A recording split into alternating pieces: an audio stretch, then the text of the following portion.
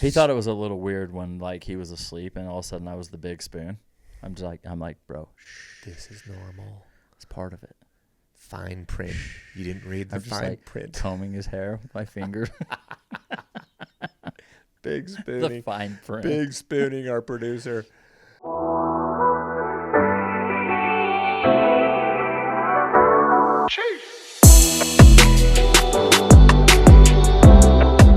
Welcome back to the next aid station. I am your host, Jake Kilgore. Guy on my left, crew chief and captain, lead pacer, Mick Garrison. Whoa. It's good to see you alive, bro. Are my eyes, do they still look like your scrotum? Way better. I told people, I look like I have scrotums under my eyes. Then what day did you finish? Thursday morning.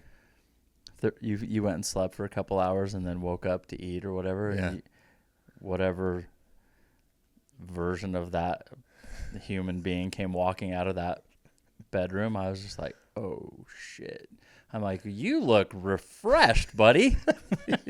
You look rested. I'm like, your eyes are on the floor. If you could just grab those real quick. Yeah, dude. That was quite the experience. Today, you're like, hey, you're like, your voice was gone. Oh, gone. For 2 days, I didn't have a voice. Welcome back, Rockstar. Let's have a Rockstar. What's up? Welcome. First off, I just want to thank all of the next aid station fans. They were live and rowdy in the chats, from what I understand, dropping meat emojis in the chats. They were all over the course, pack a pickup, post race, during the race. From my experience, I got tons of love on the course. Oh yeah, me too. I didn't expect that. That was cool. It was pack a pickup was vibing with people that were just pumped to see us. So that's always really cool to have that kind of like feedback like in the wild. Yeah, I'm sure that gave you a boost. Yeah, dude, my voice is still kind of That's okay. It's kind of sexy. Yeah. Yeah, welcome back to the show. All right, we've got action-packed episode. I've got 2 topics I want to hit on that are Cocodona related that were big on social in the last 7 days.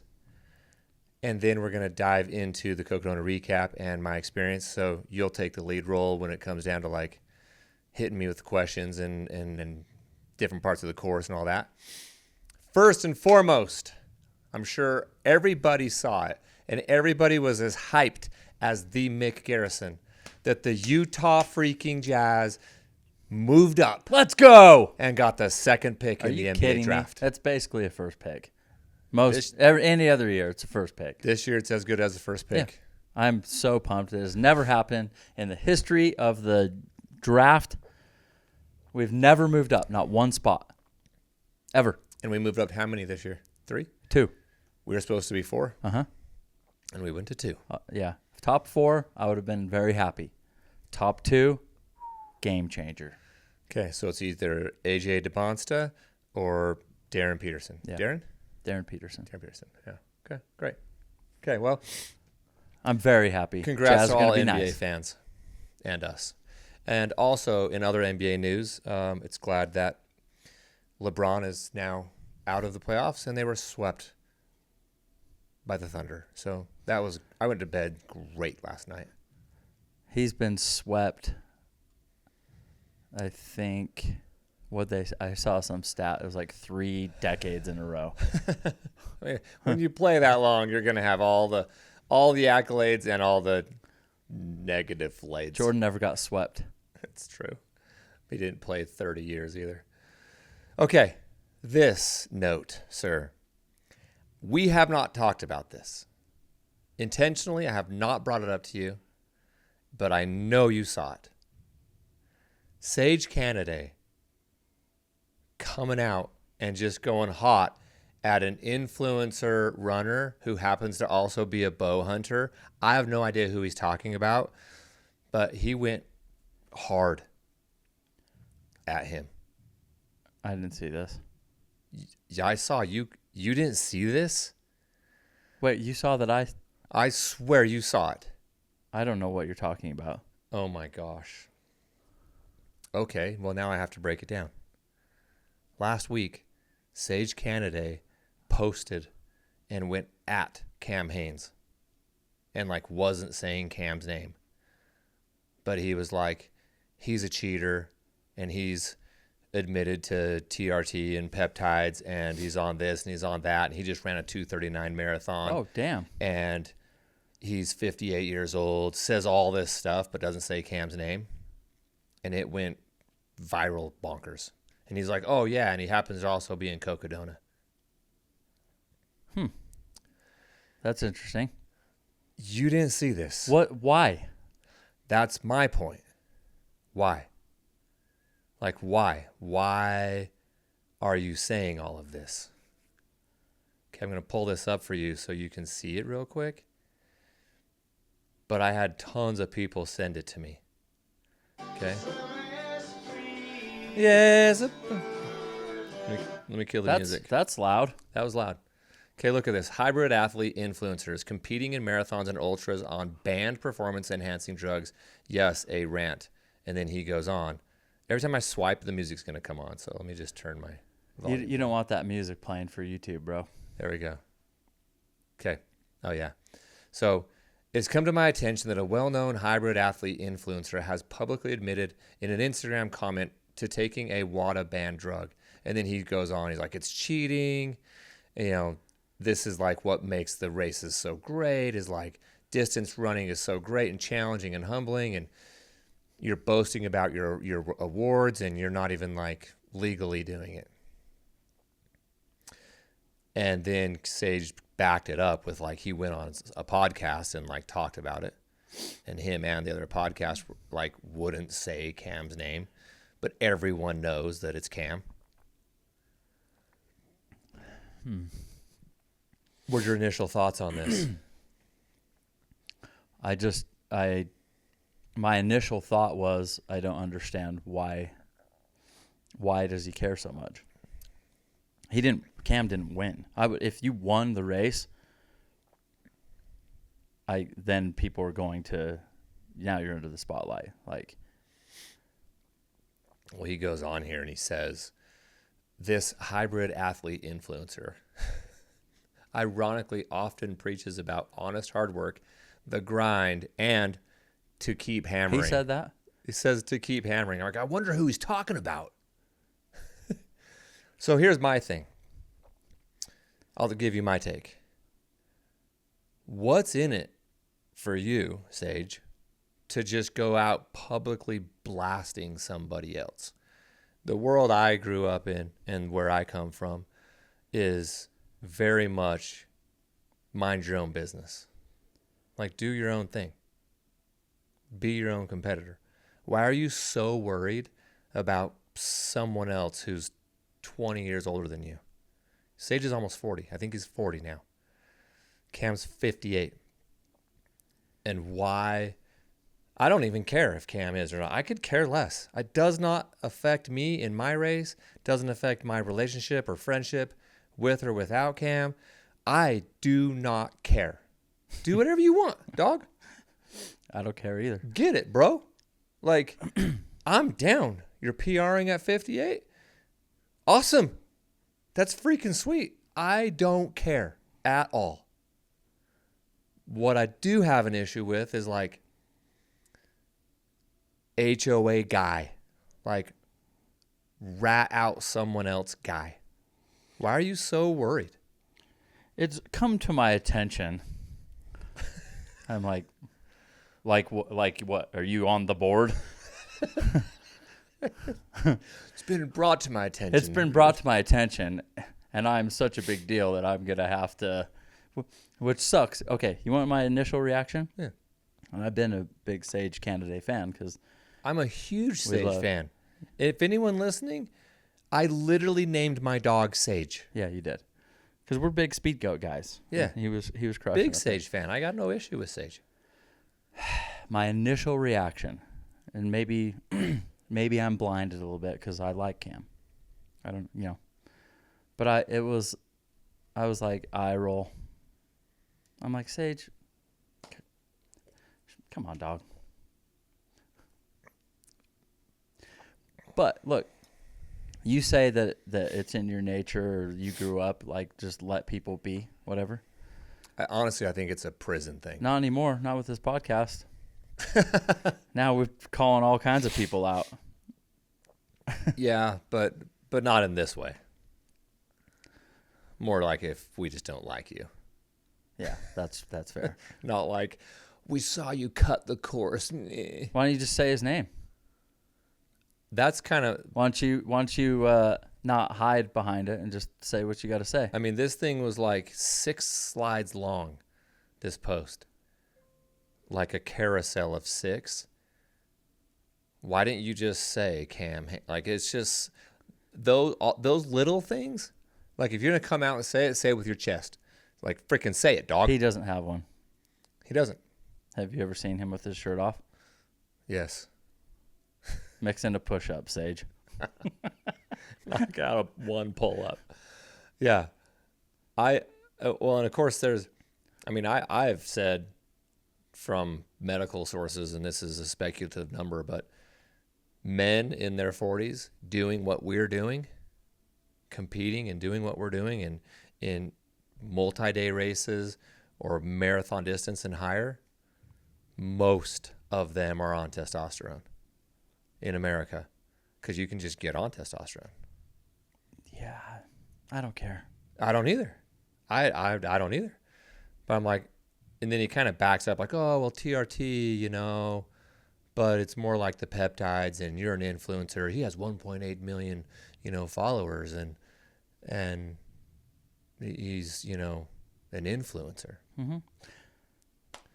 And because of Cam, I'm going to do peptides. Yeah. Now I am, for real. I don't even know what that does. But I don't even know what that means, but I'm gonna hit it. But I mean, at what point does it even matter if you're on? I mean, he's not trying to make the Olympic trials. That's what I said. I'm like, if they won a race, if there's podium money or sponsorships that don't go to somebody else, like if you're actually like causing damage by winning a race, then you should then you can have a conversation about what they put in their body. Sure. I think a part of me was bothered by the nature of the post, trying to make it sound cryptic, and like, I'm not really going to rat him out. I'm just going to say keep hammering, and he's a bow hunter. Maybe you guys will connect the dots. Hey, you see what I did there? That annoys me. If you're going to do it, just freaking come out and do it, dog. So what were the responses? Like, you said it blew up. It went pretty wild. I think there was, I don't know if it's an even split, but like, so here's one that says like, as long as they aren't claiming podiums, including age groups, it seems to be like 50-50. Like, there's a good chunk of people that are like, who cares, dude? Here's this one. This is an extreme and impractical take.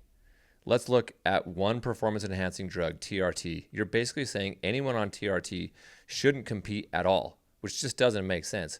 40% of men over 45 deal with low testosterone, and many take TRT for legit health reasons. That doesn't suddenly mean they shouldn't be allowed to race or set goals. So I think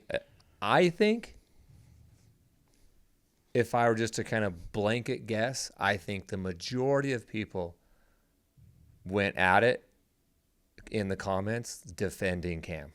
I think that it was probably this. You already had your mind made up of who you were going to defend, like the second it came out. It doesn't really matter what was said. If you're in the Cam camp and you're a fan, you're going to defend him.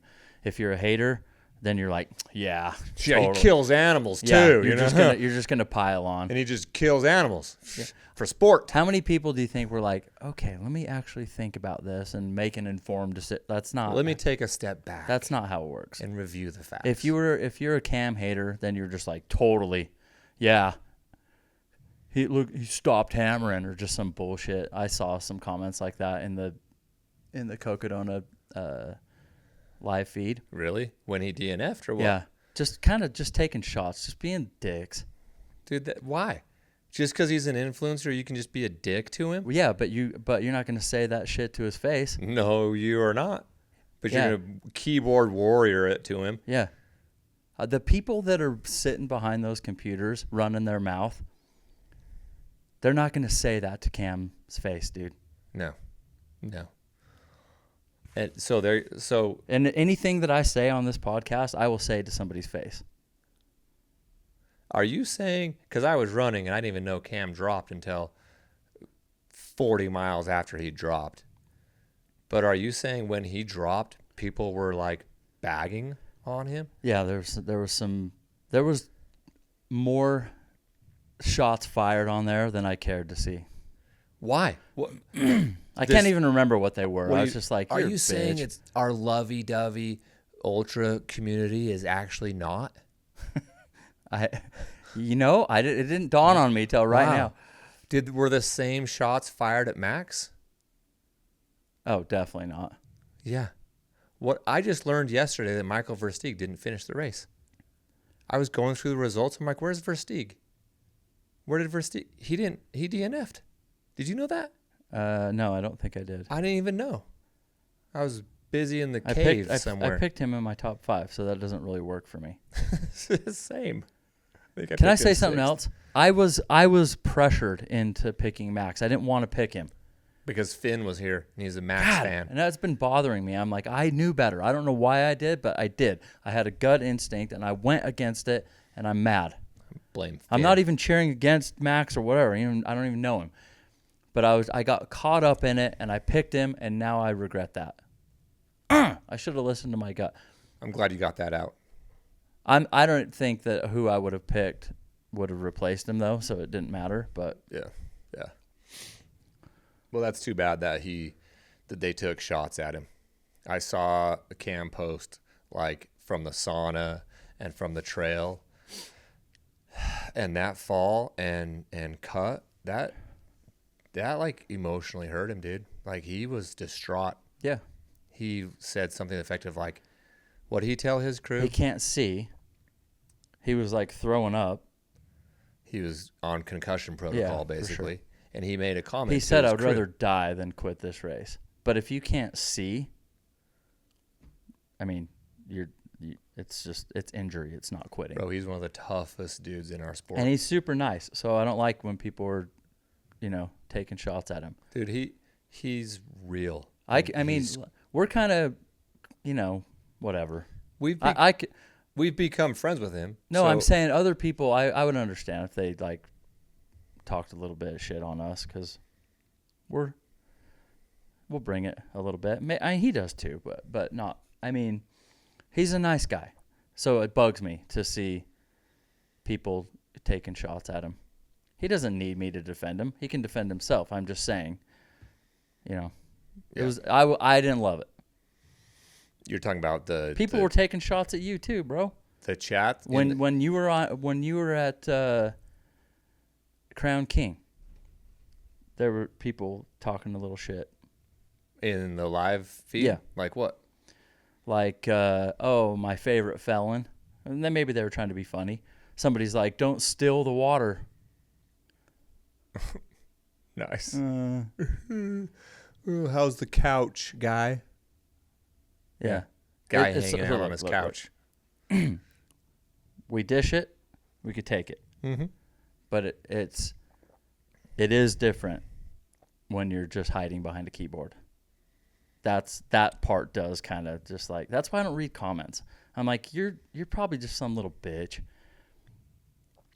Yeah. You're probably better to just not read the comments. Thank you. That's what I've been saying. Congratulations. Got that from Joe Rogan.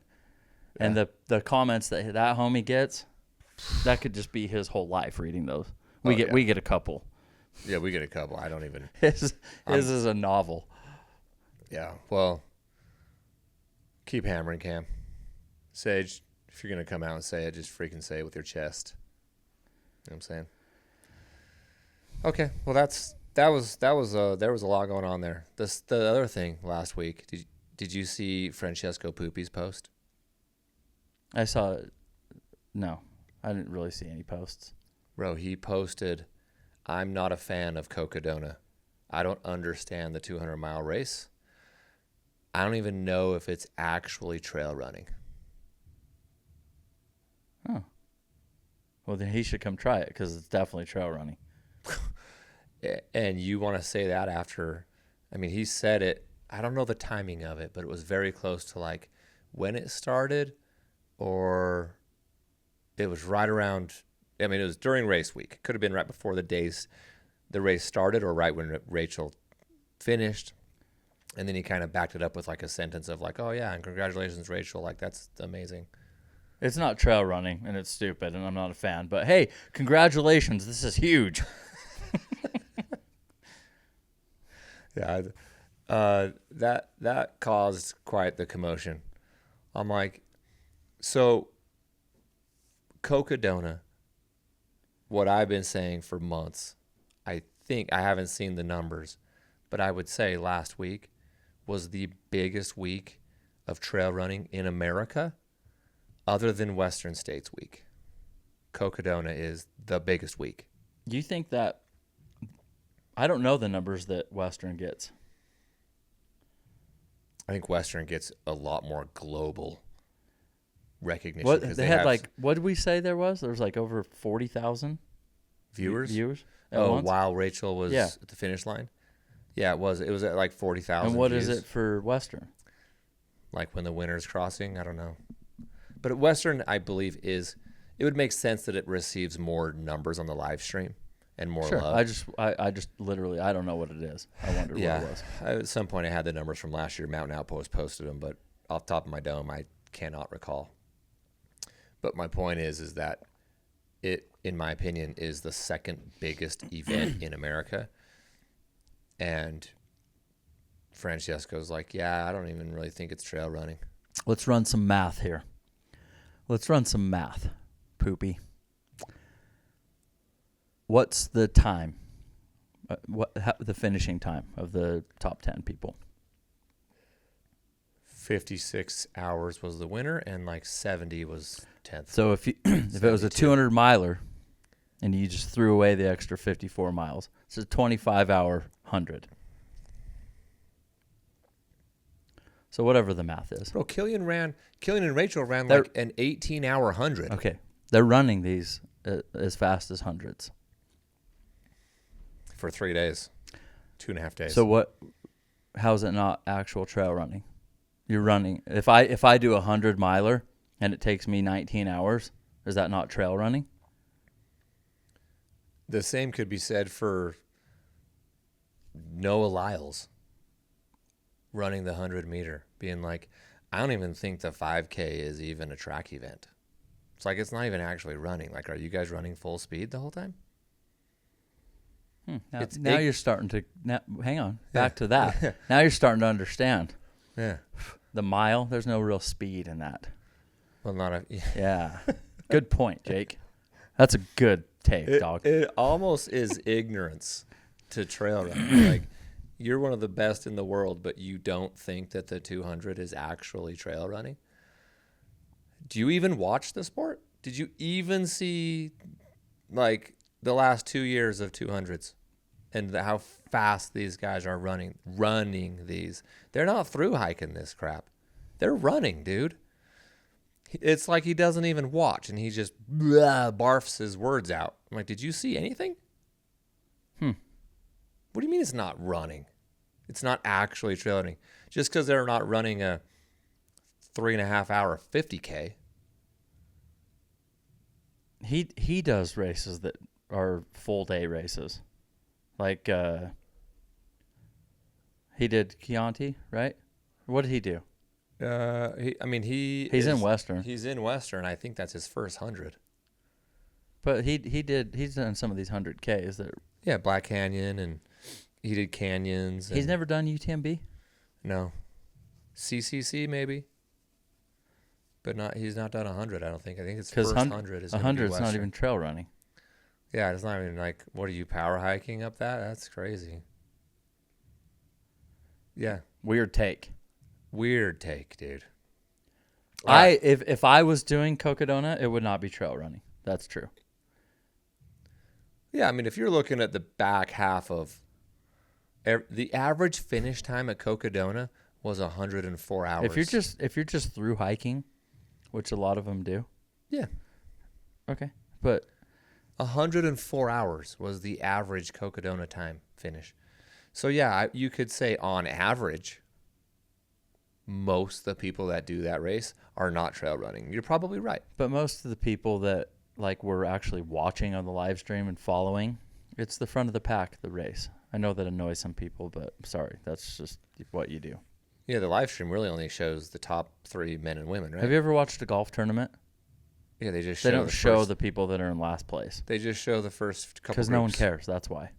Yeah. No one cares to see your friend, whatever the hell their name is, if they're last. Yeah. Sorry. They just don't show them. Yeah. So the people that are actually on the live stream, for the most part, these are the people leading the race. They are definitely trail running. Yeah. I mean, if you're leading that race, you're some of the best in the world. Yeah. I mean, he's fast as shit. So go run with Rachel and tell me that she's not trail running, homie. Amen. Okay. Did you see Wayne Ammo? The guy that took last? Yep. He had the old dreaded lean. The dog had a leaner. Bro was leaning hard to the left. Left leaner. Yeah, that happened a few years back in Western. Yeah. I think it happens. It's a thing. Often.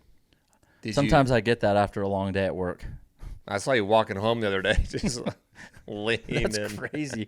All these people in the chat, they think they're like handicapped because they've never seen it before. And that's what it's all about. That is the sweetest thing.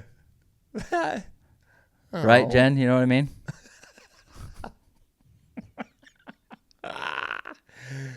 Did you know that he finished 1 minute and 16 seconds after the cutoff? I don't like it.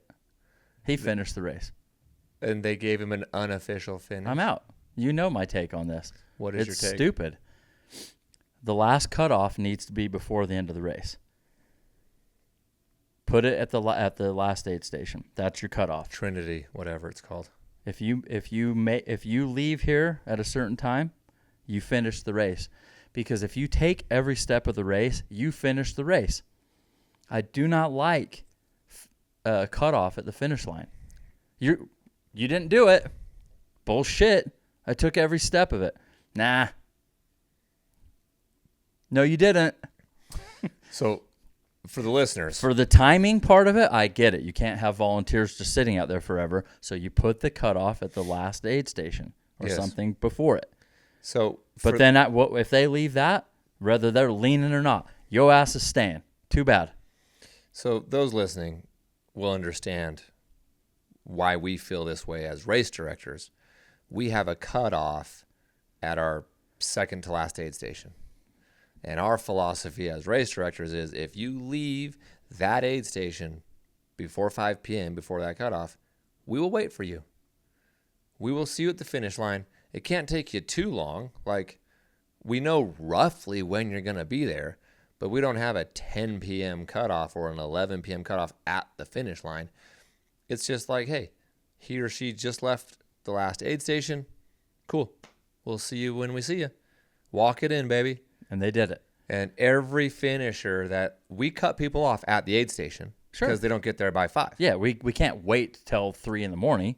Yeah. So if you're not there by 5, sorry, dog, you're out.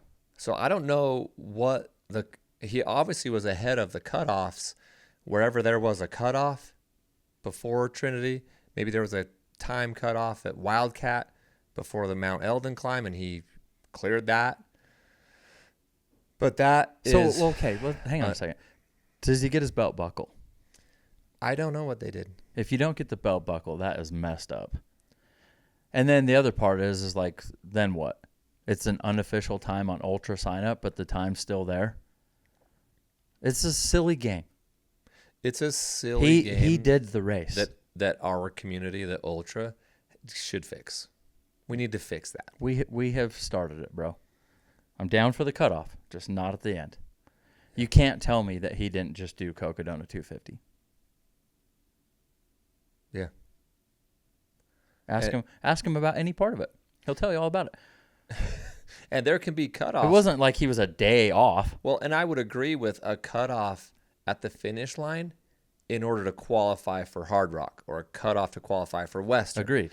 Like there's a cutoff that you got to do Cocodona by this time. If you want to use it for your Western qualifier, you got to hit the cutoff. If Western requires that, or Hard Rock requires it, then sure. Because they do have that, right? I get that part. They do have races where they're like, yeah, you got to hit this 100-miler within 30 hours. But just even though the race might be a 36-hour race.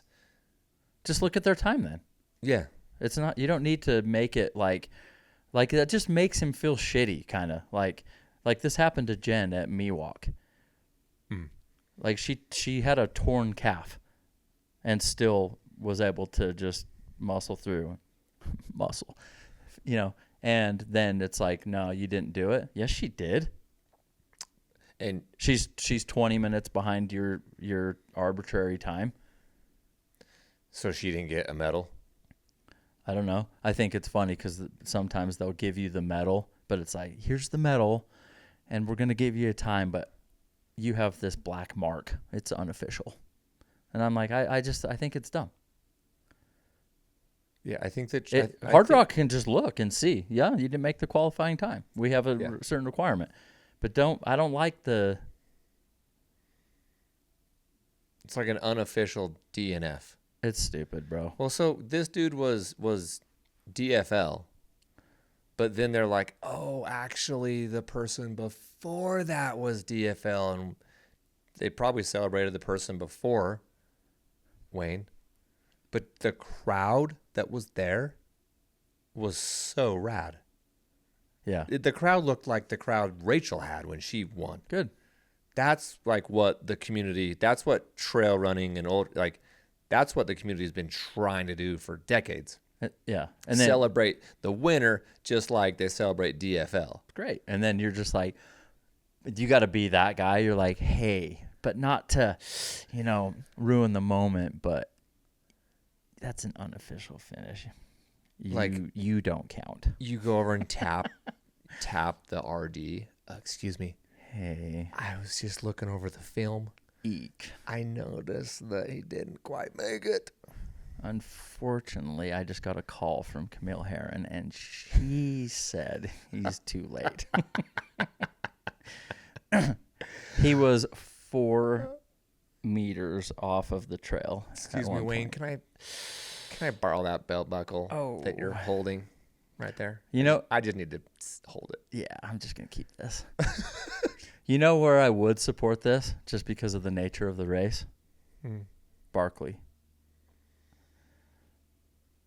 Well, theirs is a very strict 60-hour cutoff. Yeah, that one's just is different because it's if Puppi wants to say something's not actually trail running, you should say that about Barkley. Yeah, that ain't trail running. So, Gary Robbins comes in seconds after. Yeah. And I know there was an issue with the trail, whatever, but he was DQ'd. And I'm like, yeah, that's just different. I support it in Barkley.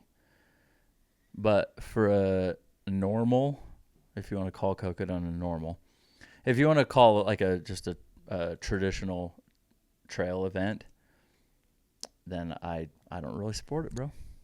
I'll also say their race, their rules. Great. Mick? Sure, but I'm going to criticize you on this huge national global podcast.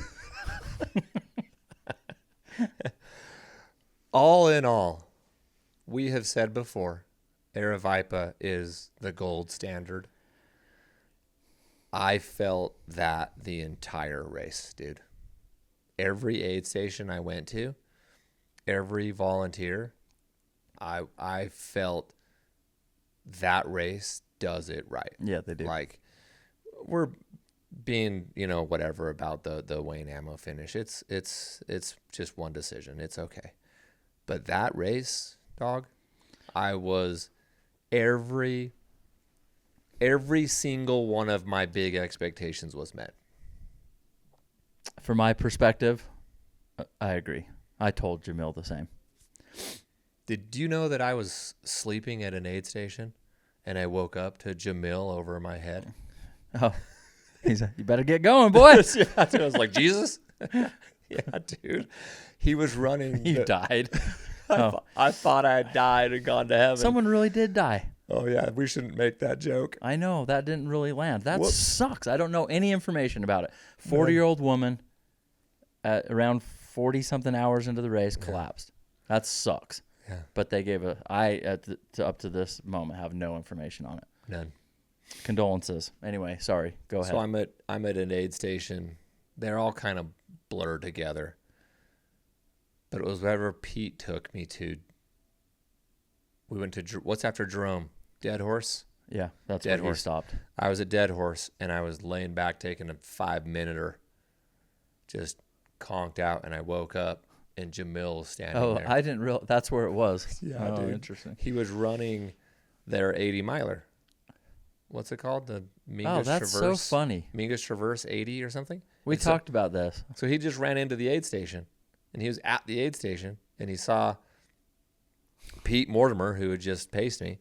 He's talking to Pete, and he looks over, and I had woken up, and I just opened my eye, and he goes, Jake, you're looking good. And I was like, I'm just doing what Pete tells me to do, man. We talked for a second. He was cool, dude. But that was Tuesday, and he must have found out just shortly after that the runner had passed away. Oh, yeah. So he was probably running his 80-miler when he found out. Terrible.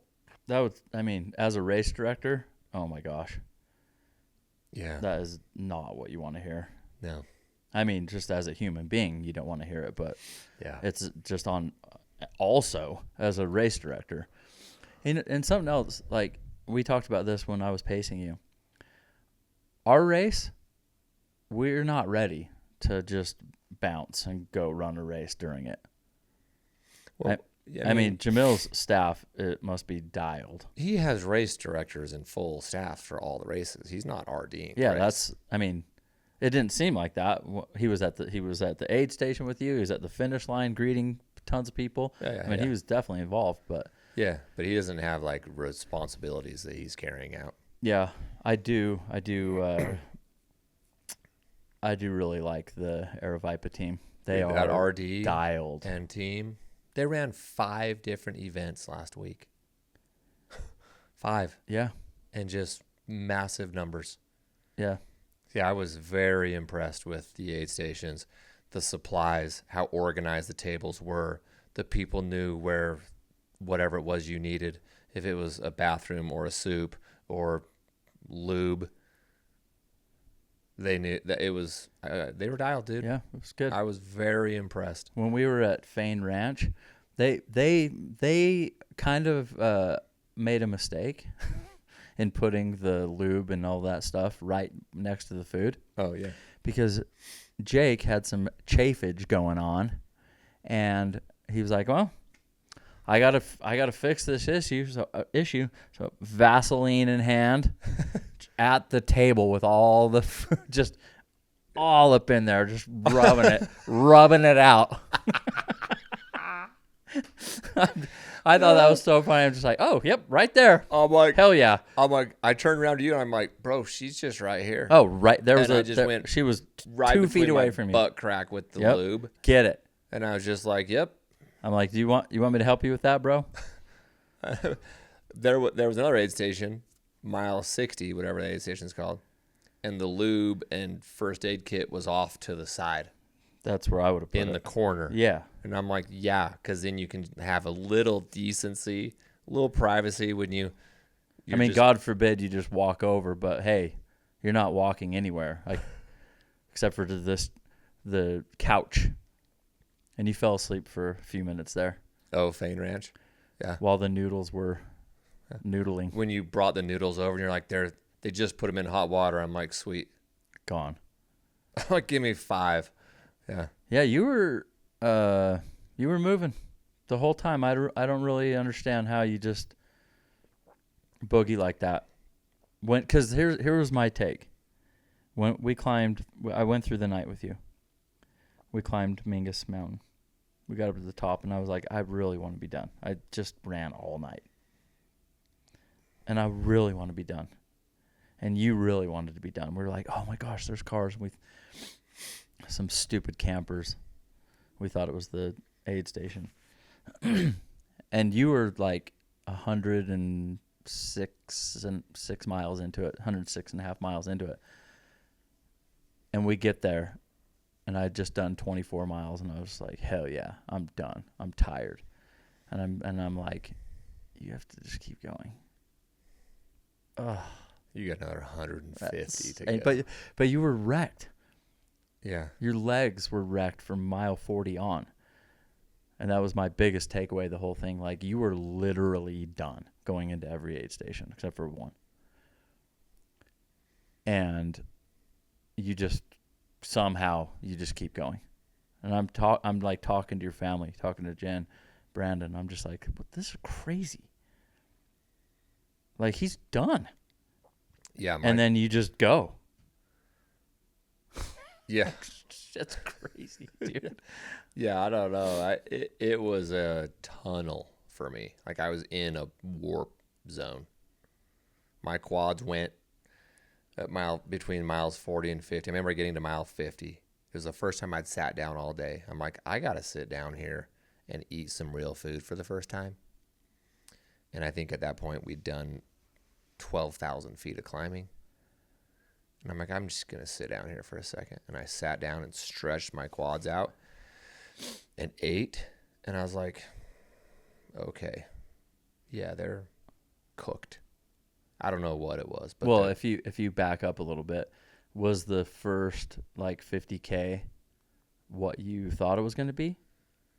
Yes, I think I took extra water more than the required 4 liters. I took like 4.5. Like, I didn't go into anything crazy because it was overcast. And I ran out of water, dude, twice. And then by the time I got more water, they're like, okay, you can only take 1 liter at mile 24. And then you got to get to mile 32. It's all uphill. I'm like, I get to take 1 liter. I'm like, okay. Took my 1 liter and I just ran out again. So I ran out 3 times in the first 50K. I mean, I guess it's nobody's fault but mine.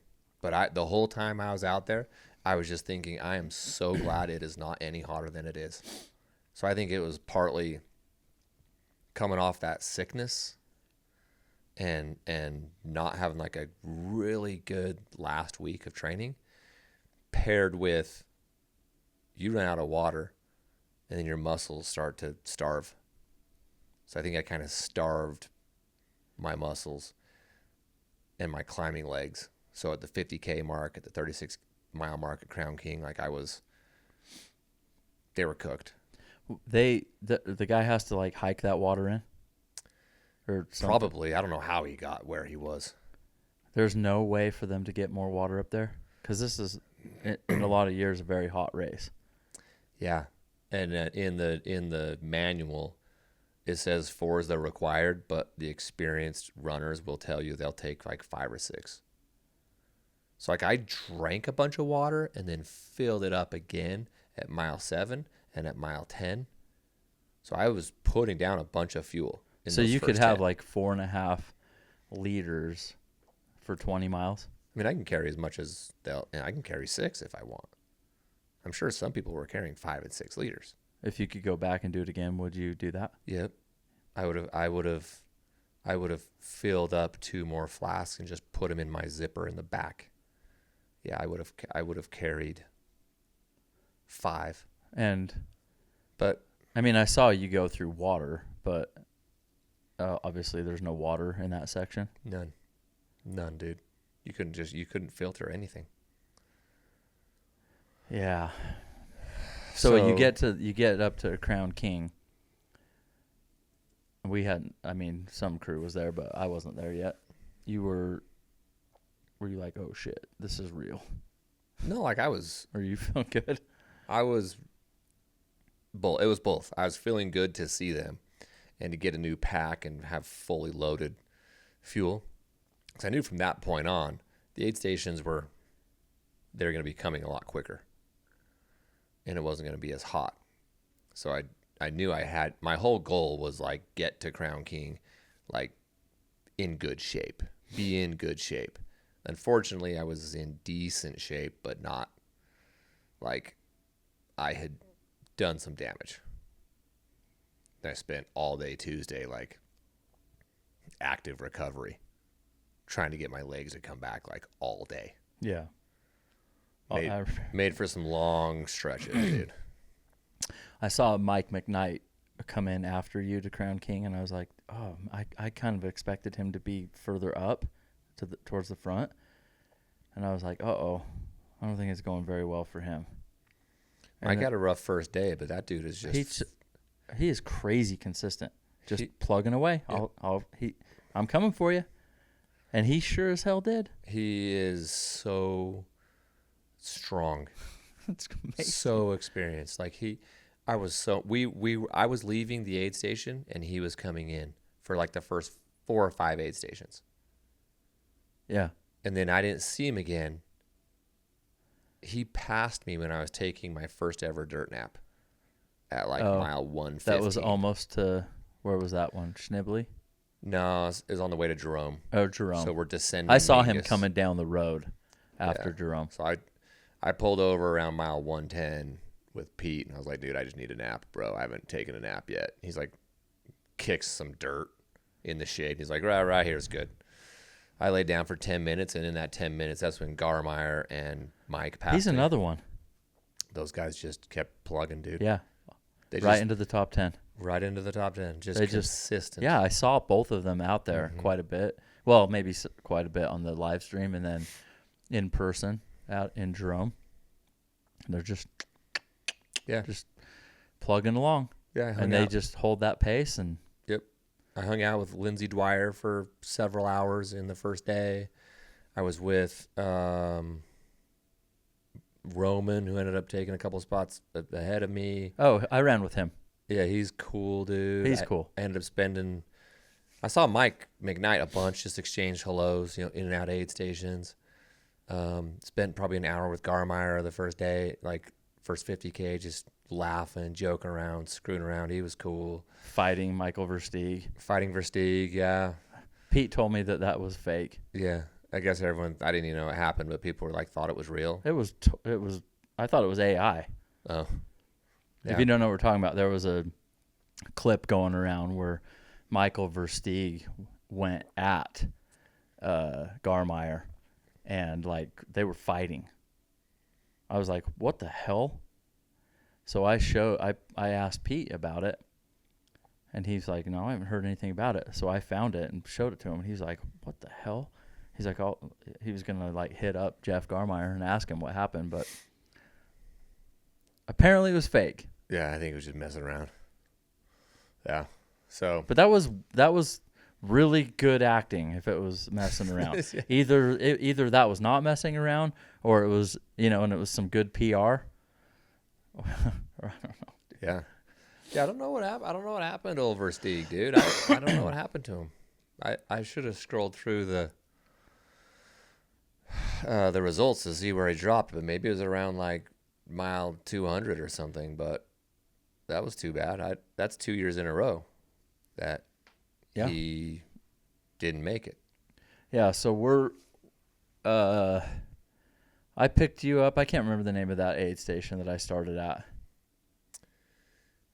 It's after Whiskey Row. Yeah, the lake, something lake. Yeah, that sounds right.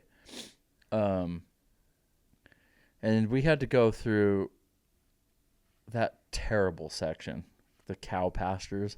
Yes, Watson Lake. I stepped in cactus. I got, dude, the little piece of cactus. I thought I got it out. When I was laying in bed later and I like moved my foot on the sheets, it like caught it. So then it wasn't even till that much later that I got all of the What? crap Really? out of my foot. So that is my main takeaway of this whole thing. Like, you were hurting, dude. Yeah, And you just don't quit. It is a mental thing. I told you this while we were out there. yeah. You have to do the minimum physical stuff, and then after that, you're just beat to shit. And are you mentally tough enough to keep going? I remember you saying to me in the race at some point, well, your quads are not getting any worse. That's just it. They're just dead. That just is what it is. Yep. And I was just locked into like, he's right. They literally can't get any worse than they are. Like, downhill was slow. I could climb great. Oh, there was probably like 10 or something of those ladders that you had to climb over the fence. Yeah, miles around Fane Ranch, 80 to 100. And that was really hard for you and probably everybody. Those ladders suck. They're not even stable, and your legs are just hammered. And then if you like drop something, like if you dropped a goo pack or I was like, Mick. It was like the worst thing. I watched you pick them up, and I'm just like, so hard for you to like bend over and like grab a glove or whatever that fell to the ground. And this is like mile 90. I know. 80. I know. That's why. And just like Tahoe, the lowest point of the whole thing, mile 130. I thought you were done, dude. That was at night again, right? Yeah. Yeah, That's when you couldn't even sleep because your hips hurt so bad. Yeah. So that was the darkest moment for me. I mean, it was slow going with Pete, but at least I was like hanging out with Pete, and he's so much fun, dude. So experienced. He was a huge help. And then entering the night with Taya, it was just like a 14-mile section with her. And I just felt bad. I was like, dude, I can barely run. And people are passing me. Then you start to get in your own head about like, am I going to be walking for another 120 miles? Like, I reached the halfway point, mile 126, whatever it was. And you start to let any piece of negative thought in your head, you can justify yourself right into that DNF section in 2 seconds. Oh, yeah. It's a slippery slope, dude. So I just kept trying to keep that out. But then it got cold. I got tired. We roll into that aid station, and I thought it was crewable. Our crew can't help me. Bro, you should have seen my face. I'm wandering around like this. Like, I didn't know if I should eat. Like, all of a sudden, I was just lost. Yeah. Like, I'd lost my way. So then I was just like, I'm going to lay down. Maybe I just need to clear my head and get a little sleep. So I laid down for 10 minutes, didn't sleep at all. And I just got pissed, dude. I got up after 8 or 9 minutes, and I'm like, not doing this, dude. I'm not laying here while the volunteers and all the runners are coming in talking, and they're loud. It's not their fault. That's their job. But I'm like, I can't sleep with that. And bro, for the first time ever, I ate a hot dog. I ate a hot dog at the aid station, laid down to sleep, got up, and I was like, screw this. I ate another hot dog, and I got just some protein in. You mean first time eating a hot dog in a race? In a race, yeah. I'll hit a glizzy anytime, but I went double glizzy, and I was just like, I feel like the protein hit my muscles and started like this recovery process. This is like 11 o'clock at night, 11:30. Right before midnight, I just started running everything. Every step of that next section, I ran. Well, I thought you were kind of done, right? Like, I didn't know. I've seen you drop before. I've seen you just push through. So you don't really know. And for anybody listening, like the people up in the front, and you were up in the front, like you were in the lead, like top 25 the whole time, pretty much. And there's a lot of people behind you, and you're like, oh, those guys up there, they're so fast, they're so this. No, they're in hell.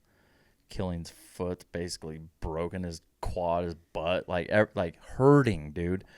And you were hurting. And I was like, I don't know what's going to happen. And Jen was pacing you at this time. Mm-hmm. She sends us a video. And you're like, oh, everything's great. You're running. And I'm just like, wait, what? You're like, yeah, we're great. I'm like, what the hell is he? What do you mean he's great? He was dead man walking. Yeah. So what happened in that section? I don't know what the turnaround was. I don't even know. I honestly, I think it was the protein. I think it was the food, like getting real food in. And I think the lines of Coke didn't help. The lines of Coke got my energy up, but my muscles still hurt. I think it was two things. I think it was grinding through the pain, slowly jogging and slowly walking, which if you go do a really tough workout, if you go climb 6,000 feet and do 12 miles, come home, shower, go to work, and you're just sore, if you sit around the next 24 hours and do nothing, like you don't feel great. You're better off going on a walk that evening and then going on a recovery run the next morning. So I honestly feel like because I just kept my body moving and eating, that 24 hours of time passed, or 18 hours of literally like active recovery. Like I think my body recovered mid-race. Like Tuesday was just like, just keep your body moving and start eating like hamburgers and hot dogs and like protein and give some real protein fuel to your muscles, but keep moving. Because I know if I would have dropped the next day, I'm like, dude, I'm fine. Mm-hmm. I would have just quit.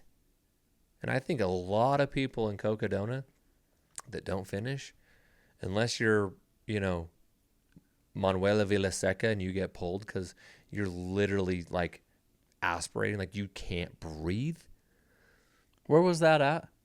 That was like, because I was with you. That was like around mile 190-ish. I think it was on our way to Fort Tut Hill. Hill. It was my 190, Fort Tut Hill.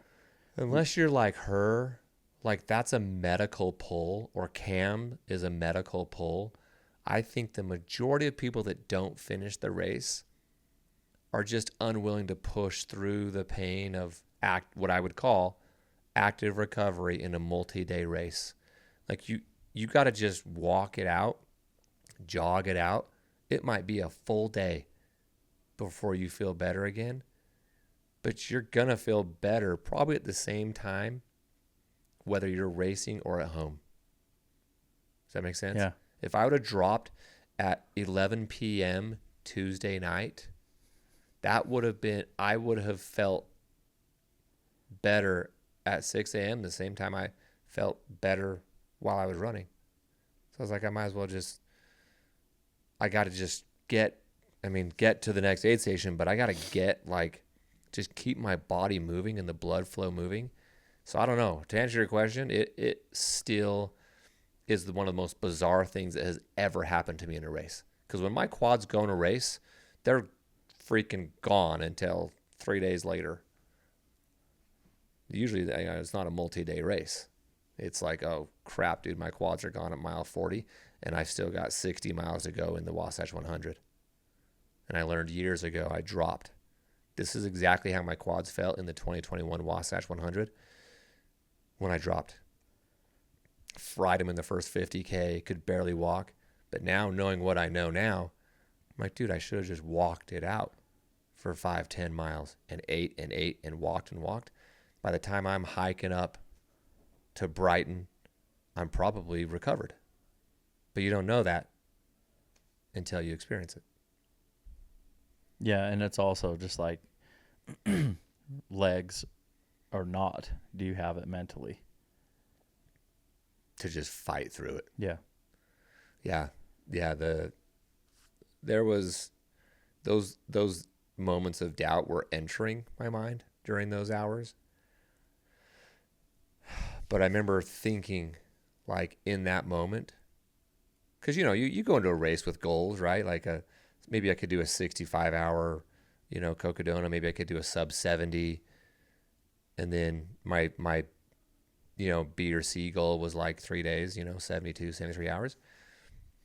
At that moment, I remember throwing out the sub 70 goal of like, dude, no one is going to care so I have a table in my office with every belt buckle, and people come into the office and it's like a natural conversation starter. Oh, what's this? Oh, you run. Oh, and it's just kind of fun to talk about it.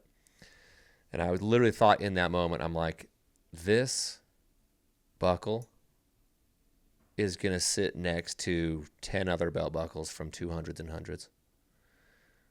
Not one person who walks in my office is going to say, so what was your time on the Cocodona 250? How fast you do it? Yeah.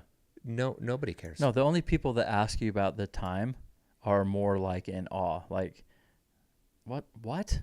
You ran for 3 days straight? Like, how long? And those people have no bearing on if Right. Cocodona took me 56 hours like Rachel or 73 hours like me. They don't know. Right. Either time is like, whoa. Yeah. So I had to get my mind in a place of the time doesn't matter. Well, you said this out loud. You're like, when we were together, you're like, why? Why am I in such a hurry to get out of this aid station? I need to do some shit. I need to just get my mind right. Like, stop worrying about that. I don't need to hurry. Like, why? Yeah. Remember that? Yeah. Well, we went into the race like aid station time needs to be cut dramatically. Like 3 hours or less of total stoppage time. Like maybe 1 or 2 naps total. Like get in, get out, pack, swap, all this stuff. And I did do that for a while, and I did that at a few aid stations. But at some point, the mental game and the survival game is like, dude, take your time. Yeah, it was like everything for you to just get there. You were looking forward to it. Like the next aid station mentality really worked. It worked. And it's just like you were dying to get there. Like you were dying to get there, like, which is why it was so hard for me to believe that you kept going, because I'm like, he's done, dude. He really wanted to get there. And then you get there and you sit down and you do your thing. And then you got to go back out again. But like just getting to the next aid station, it really worked. Yeah, So to hurry out of there. Eat as much as you can. It's amazing how much eating real food just sparks you for the next section. Yeah. Get to see your people. Yeah. You get to take a load off for a minute. That section to Sedona, the section after Sedona, I ran every step of those on the road and on the trail. And then I kind of died again the next day when I was with you. Like I was hurting, dude. Those 2 sections. Oh, the section where we were going to Fort Tuthill. Yeah. I can explain to the listeners why that was so hard. Okay. There's a section where you're on trail forever, and then you pop out onto the road, and it's kind of this long, like hilly road, but you can see forever in front of you. And it's like, it's not flat. It's got some rollers. So it's like steep enough that you can't really run it. Like you kind of can shuffle. It's like the Munns Park, It's Kelly Canyon. It's all exposed. Yeah. It's like open, and you can see so far in front of you, and you're just on the road. And you're just like, I should be running this, but like I can't. It's and I don't like being able to see so far in front of you. You're right. That was like, it's just a wide dirt road. It's paved and then it turns to dirt. Remember that? Yes. I was like trying to get you to. I remember that where it changed over. I was like, just run to that. Oh yeah, we were just run to that piece of shade. We would literally be like, see that tree right there? It's 40 feet in front of us. Run to that. Mm-hmm. Let's go. And then we'd run to it and then walk. Mm-hmm. Okay, see that stop sign? Let's run to it, dog. That was on our way to Fort Tuthill. Yeah. Kelly Canyon to Fort Tuthill. On paper is such an easy section. Yeah. that's like what, miles 190 to 200 roughly. Yeah. On paper, it's like, oh yeah, you're going to do that in this amount of time, and you're probably going to feel great, and just run, just stretch the legs out a little bit. And then right after that, we enter into like the coolest part that I ran. I mean, Mingus was fun, but all those little mini pines. Yeah. That was like we were running on pine needles, just beautiful. Yep. And I'll say the very next section, I did by myself, 16-mile section from Fort Todd Hill to Walnut Canyon, was the coolest piece of trail on the entire course. I think it's probably the coolest 16-mile section of any race I've ever ran. Single track in Flagstaff, these rollers, and you drop down into these like valleys, open valleys, and then you hit more like the whole thing is single track. I ran the whole thing fast. Like I was moving after eating and just get my mind right at Fort Todd Hill. That was probably that section and the section climbing up to Mount Eldon, those two sections were probably the best ran sections in the whole race. That was like beautiful trail running. Mm-hmm. I felt like I had to travel for 2 days to get to the best stuff. That's how I felt. Yeah. I had to go through the rocks and the open exposed crap in the first 50K, go through the cow pastures to get to Mingus. Then the descent down from Mingus was rough. I had to get through all of that and then get through Schnebly, and then it was just like, oh yeah, just so I could run right here. So I could get right here. From mile 210 to 226. This is the best way to get to experience a state. Yeah. We saw, even from the crew, like we saw everything. Yeah. You get to see Phoenix, you get to see freaking Jerome and Prescott, and I want him to call it Prescott. Bad. Yeah, you got to go Prescott. I don't like it. It's the locals, man. You're a big call it what the locals call it. I know. Fine, Prescott. Yeah. It's weird. But out of all of them, Sedona, Flagstaff is my favorite. I didn't know Flagstaff was as dope as it was. It reminds me of Tahoe. Yeah, Flagstaff was awesome. I loved the trails, the community, the people, downtown. Flagstaff was cool, dude. Yeah. I had no idea it was that cool. No, I didn't either. Hats off. The trail running there is, in my opinion, significantly better than anywhere else in the state. Like, I understand why people like the Sedona section. It's beautiful. It's cool. It is. It's like it's like running in Moab. It's or something. Moabby. Yeah. Yeah. But for just trail running, for real mountains, real trees, dude, Flagstaff. Awesome. Yeah. Yeah. What did were you able to follow the race much while crewing, or it was like you were just following me so much that you weren't following like Killian and Cody we were and definitely DJ? we were definitely checking in. So like what happened to Joe? Where that I don't know. How he faded. I don't know. I wasn't watching it that closely. Okay. I was mostly watching to see where Rachel and Killian were. Yeah. One of the takeaways. You and I watched. I had the live stream on for an hour. Well, we were together. We saw on the live stream. We watched both of them finish. Rachel finished, then we watched Killian finish. I was like, that was awesome. There was people up in front of us, like a runner and her pacer, and I was like yelling to them, "She did it! She did it! She won!" Oh yeah, I think they were all happy and cheering. Dude, the runners in the race were celebrating the winner. Oh yeah, I've never seen that.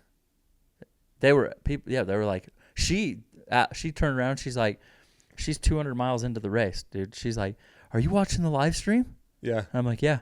And they asked about her. Yeah. So a runner, a pacer, and then we get to the aid station, and they were celebrating Rachel. Yeah. I have never been in a part of a race where other runners and volunteers were like celebrating the winner. Yeah, not like that. That was awesome. That was special. Yeah, I and then then she wins and we're like pumped and put the phone down for a while, and we make our inappropriate videos, and then we turned it back on to check on Killian because I was like, dude, he's like hurt. Mm-hmm. And I didn't know. I'm like, he's gonna get caught because if he's actually injured, Cody's moving. Cody's gonna catch him. I don't know how Killian held him off, dude. He did. He said he has never ever experienced that kind of pain where he has put himself in this pain, and I'm going to stay there because I want to write the story of like, the story's not going to be that I led the race for this long and got caught. Right. He just mentally was just like, I'm going to just feel every ounce of pain and hobble my way to the finish. I know everybody's going through hell out there, but did you see his foot, his ankle? Bro, it was his glute. No, did you see the picture of his foot after the race? I don't think so. It looked like it was broken. Oh, dude, my feet were so swollen. I didn't see his. Yeah, no, different. Yours looked like you cut your toe off. His foot and ankle looked like it was broken. Oh my gosh. Yeah. So I was like, we did watch the live stream on that, and that was fun. We had fun while we were out there running around. Good. I saw Rachel. I texted her like the next morning after I finished, and we were texting. And I'm like, did you just add 100,000 followers? She goes, hell yes, I did. Did she? She's up 130,000 followers on Instagram. Yeah. In national news, dude. In 1 week. Remember sitting here with Finn? Yep. And I said, is there a chance that like someone like Killian could go from 70 followers to 100, or someone could add 50 or 100? Yeah, I remember. He was like, yes, absolutely, there's a chance. She surpassed all expectation there. She had like 30,000 or 32,000, I think, before the race. She's over 165,000. Good. At the She time. deserves it all, bro. So I'll say this. All the crap that she took last year, I don't know if it's crap that she took. Like you didn't beat the top people. Like you haven't won anything big yet, and you know, Kelly Newland and other agents and people in the space, whether it's Kelly or it's sponsors, vocally saying 200s don't matter. Now what do you got to say? What are you talking about? 200s don't matter. And Rachel hasn't beat anyone. That's the most ridiculous freaking thing I've ever heard. And we were saying it all last year and probably the year before. But now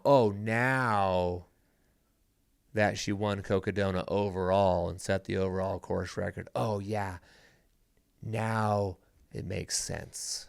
Yeah, you're like, we've been Rachel and Killian friends, like behind them for so long now.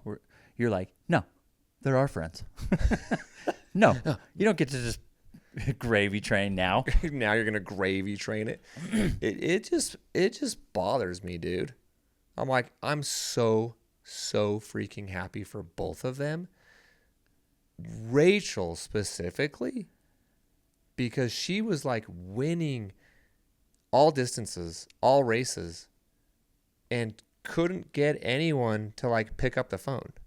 Yeah, I know. And then she has people who are like representing other athletes in the sport, being like, well, you got to win. You got to Western. You got a top 10 Western. You got a podium Hard Rock. You got a top 10 UTMB. Until then, like, I don't know if I can really advocate for you. No wonder she's like a little bitter towards those races. Yeah. But she did say, she's like, I sold out. I'm going to do UTMB. Yeah.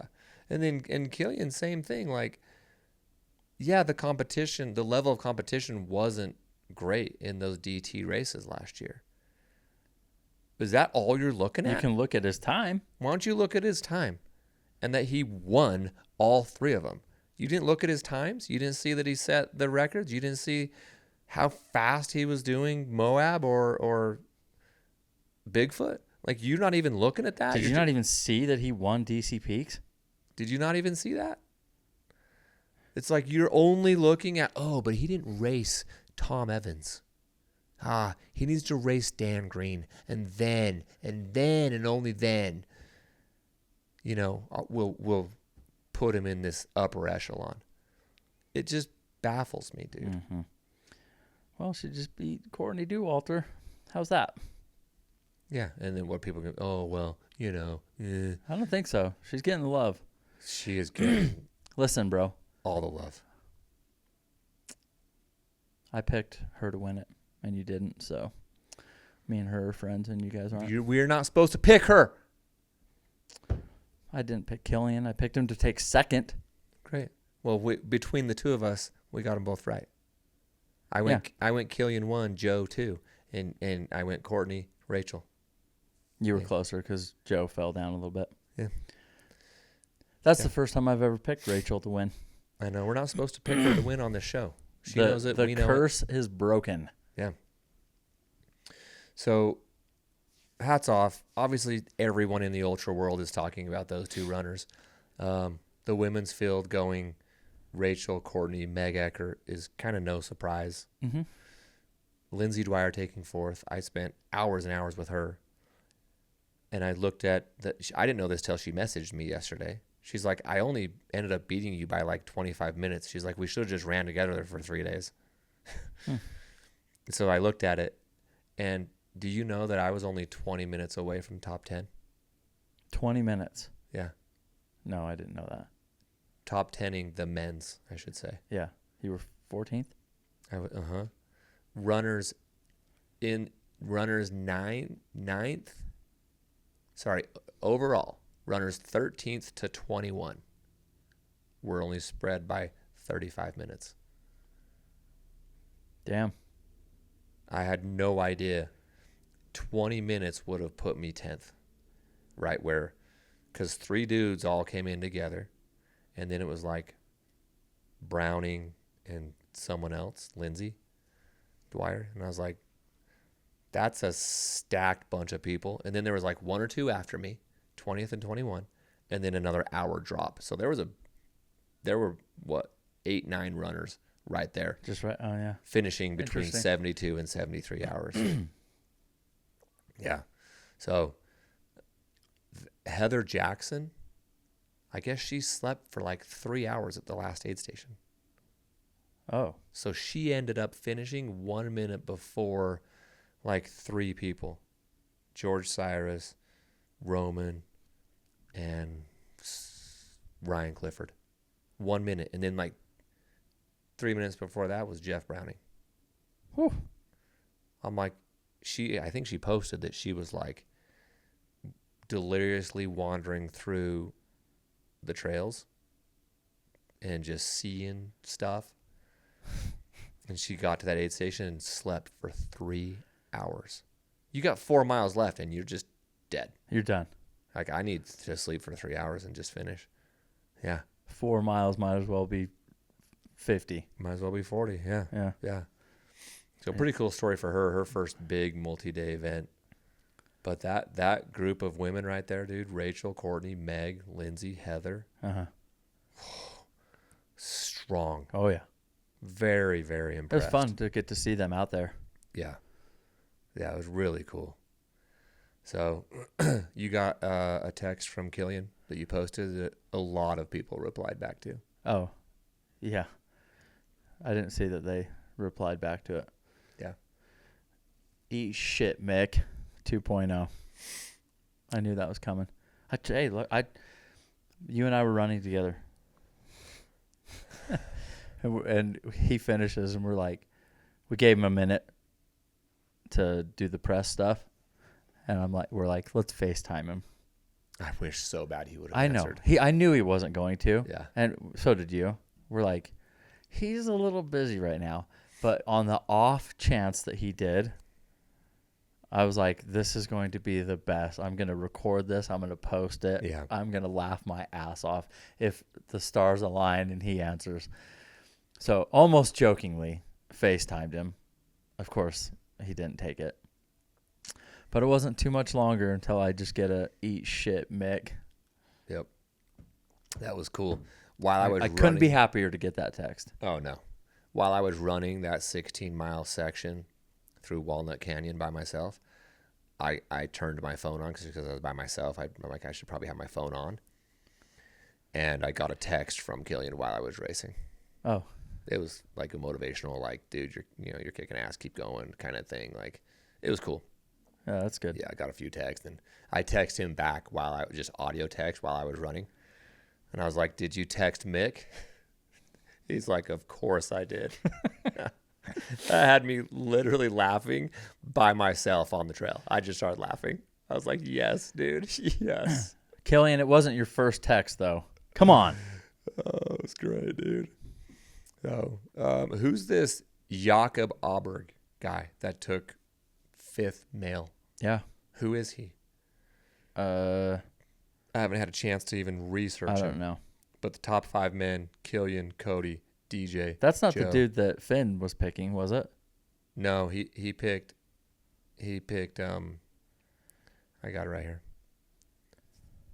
Eder took 6th, Jeff Geiermeyer 7th, Zach Hauer. Oh, that's who it was. He liked him. Bro. 8th. Yeah, good job. I don't know. I don't know who he is. I didn't. There was a bunch of those. Some fireman from San Diego that just went crazy and he like led through Crown King. And what's his name? Did he finish the race? I don't know if he did. I can't remember. You told me that during the race when you everyone's like on the live stream having to look him up. I don't think he finished. I'm like, yeah, you smashed yourself, dude. He went crazy. He's like, I'm doing it for the live stream. Yeah, well, Eder messaged me. We were talking. Uh-huh. And he was like, he was a little disappointed in his race. Yeah, what happened? And I'm like, no. I told him, I'm like, no, bro. What are you talking about? Like in his placement or his time? He just said he was he didn't say why. Maybe he did. I don't know. 48 plus 17, so 65 hours? I was like, dude. He was going sub 60. I'm like, don't even, bro. There are very few people on the earth that could do this thing. The way you did it. And I'm like, you're an athlete. Just celebrate the finish. Bro, this is the most competitive 200-miler on U.S. soil of all time. That's amazing. It is. It was crazy. It's not even close. It was crazy. The most competitive 200-miler. It's awesome. And Eder rolls in 6th. Male. 1, 2, 3, 4, 5, 6, 7, 8, 9. He takes 9th overall. I mean, I guess when you're at his level that you could be like, it's not what I was hoping for. I get that. But I'm just trying to give him perspective of like, look, man, for everybody that's watching you, we're all in awe of this. Like, it sucks for me to hear that you are even considering hanging your head after some shit like that. Yeah, like you get your head up, dude. Yeah, that's incredible. Yeah, he podiumed Cocodona, podiumed Mammoth, and then comes into this and takes 9th, and so he's just like, oh. I know, but I'm like, dog. Maybe you're just stuck in your own little mind. You not little mind, but in your little world. In your little world, and if you just can step back and realize what the rest of us are seeing, like, you're incredible. Watching his videos, his quads, bro. That's a soccer player. I love that dude, man. I love that guy, dude. I love that guy.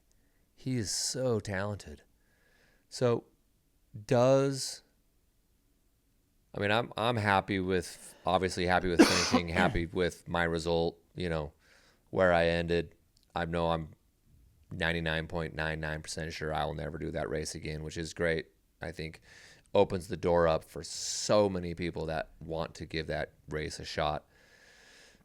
My advice would be, if you are thinking about it, put your name in the lottery. Do it.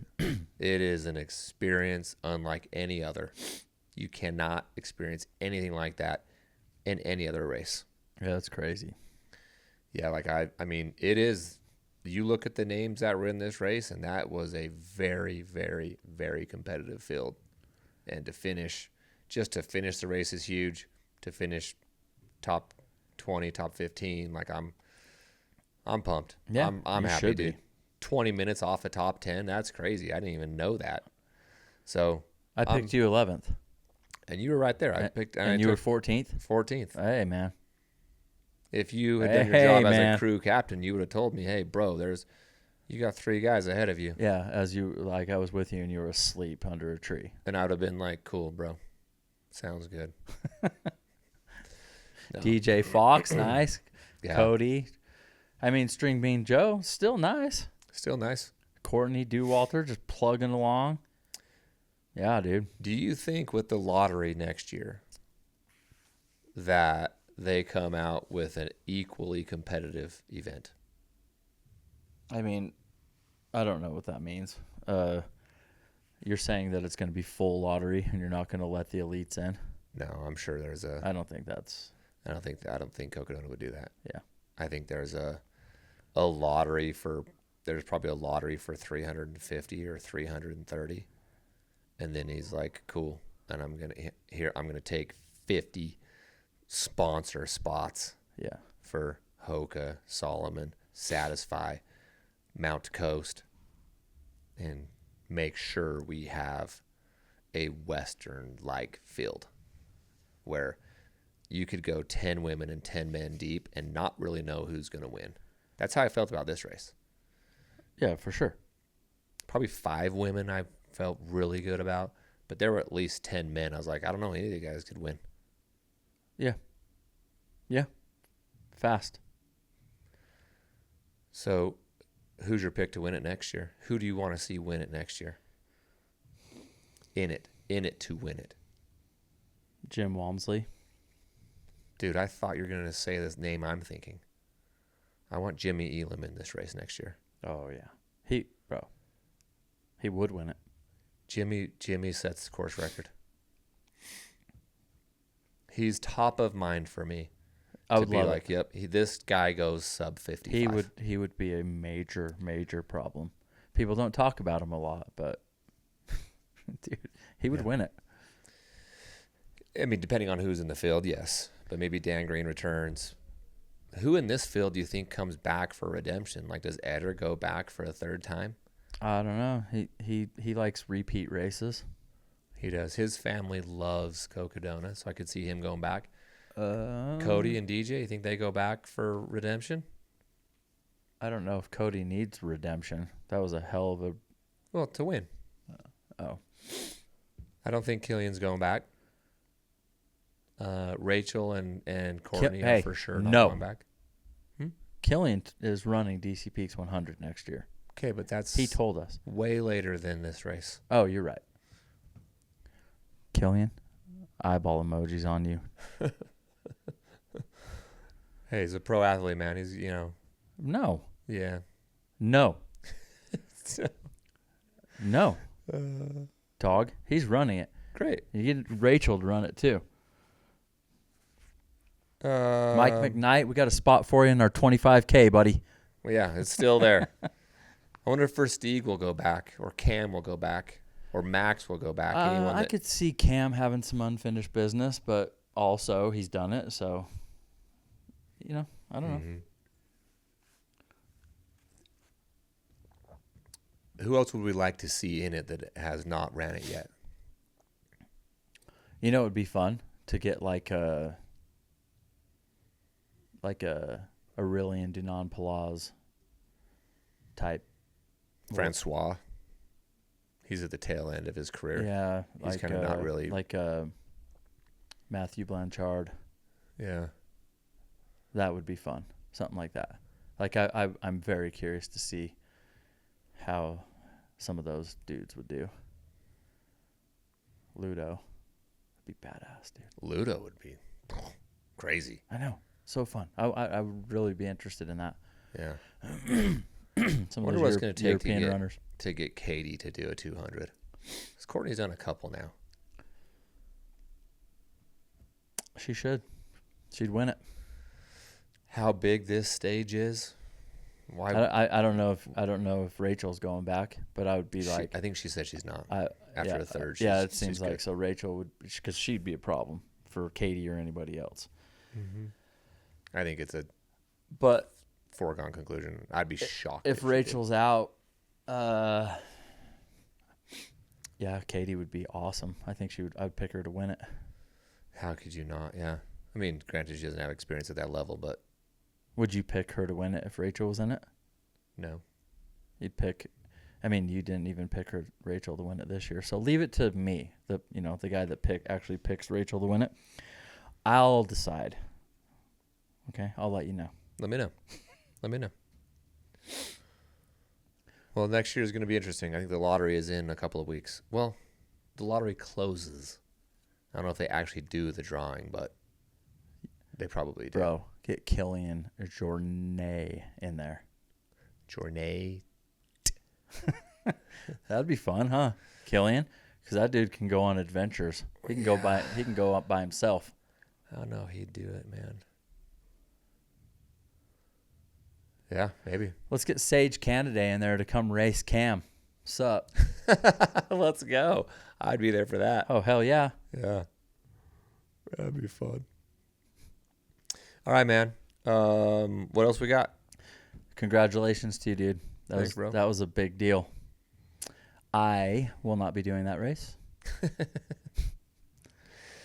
Somebody that saw you out on the course, they're like, dude, I knew you were a good runner, but you're a great runner. Somebody said that to you. Oh, yeah. One of the one of the Mountain Outpost camera guys. Yeah, that was cool. Who follows our show and likes our show. Hey, listen, all you listeners out there, thank you for the love. That was, it was weird. We're just out there and like so many people were just like, hey man, love the show. Like, I don't know them. So I'm just like walking past someone. I don't mean to ignore them. I'm just like, and then they know who we are. And I was like, people are really listening. You're really out there, huh? Hello. Yeah, no, that was awesome. It's always confidence builder and just reinforces like, okay, because there are days where we're so busy in our work where it's like, do we have time to go push a pod out? And we want to stay consistent and pushing stuff out. But that reinforces like, okay, we're going to keep doing what we're doing and keep pushing stuff out and kind of doing things our way. But yeah, dude, built the routine in the aid stations. Rockstar, relight. Rockstar, relight, eat a hamburger. Yeah, you know what else you did for the first time ever, I think? Yeah. Might have been my idea. I don't know. We filled up your flasks with Coke. It was your idea. 1 Coke and 1 Mountain Dew. Yeah. Yeah, settle that stomach a little bit. First time doing that. That was very much needed. Yeah. Rockstar was huge. They're always huge, man. Like they were so freaking refreshing, and it's just enough caffeine, not enough to make you wiry, but it's the perfect amount, and it's non-carbonated, so it like goes down smooth. Yeah, it's good. But you guys had the relight prepped at every aid station. You were consistent with that. Crushed the relight. I always hit the relight first, and then I would drink the Rockstar like with my hamburger as I ate my hamburger. Hey, relight, it does not need to just be race day stuff. I have relight every single morning before I go to F45. Every day. Shot. Once a day. Every day. Yeah. Yeah, I hit it once a day while I was sick, and then started going twice a day, doubling down. And now I'm on the once a day train like you. I never was. I was only a race day guy. Now I'm every day. It just feels good, dude. Feels good, bro. Especially when I'm training and sweating a lot. I got to go get sweat tested, though. Precision was going to sweat test me. I needed to get that done. Okay. I got to get my sweat balance. Now you're a semi-normal human being again. You can go do that stuff. I'm starting to think a little more clearly. It's been foggy, dude. Yeah, I got, we had that meeting that you don't remember, and now we got 20% of the company and a $150,000 raise. So you don't need to worry about it. Yeah. You were tired. We have the minutes on it. Yeah, I just grab your hand and sign the thing. Well, it's noon on Tuesday, May 12th. You know what you should do? Yeah. Real quick? Yeah. If it's noon on Tuesday on May 12th, you should just go to Ultra Sign Up and sign up for DC Peaks 100. If you're not quite feeling it, sign up for the 50. I don't think people realize like how dope this is going to be. Starts at the Capitol, downtown Salt Lake, right below it in Memory Grove. It's the next big event on American soil. Dog. DC Peaks 100. It's going to be fun. Do you know what Jen is doing for the aid station at Farmington Pond? I don't. What's she doing? They are going, this is an October race. October 2nd, everyone. That's the Halloween month. Mm. She and all of her volunteers are going to be doing a witch theme. All the hot witches. Cauldron. They're going to be sexy witches. Yeah. Just skimping it. Yeah. Yeah. Everyone's just come into that aid station guys and they will service you. And they'll just drop out.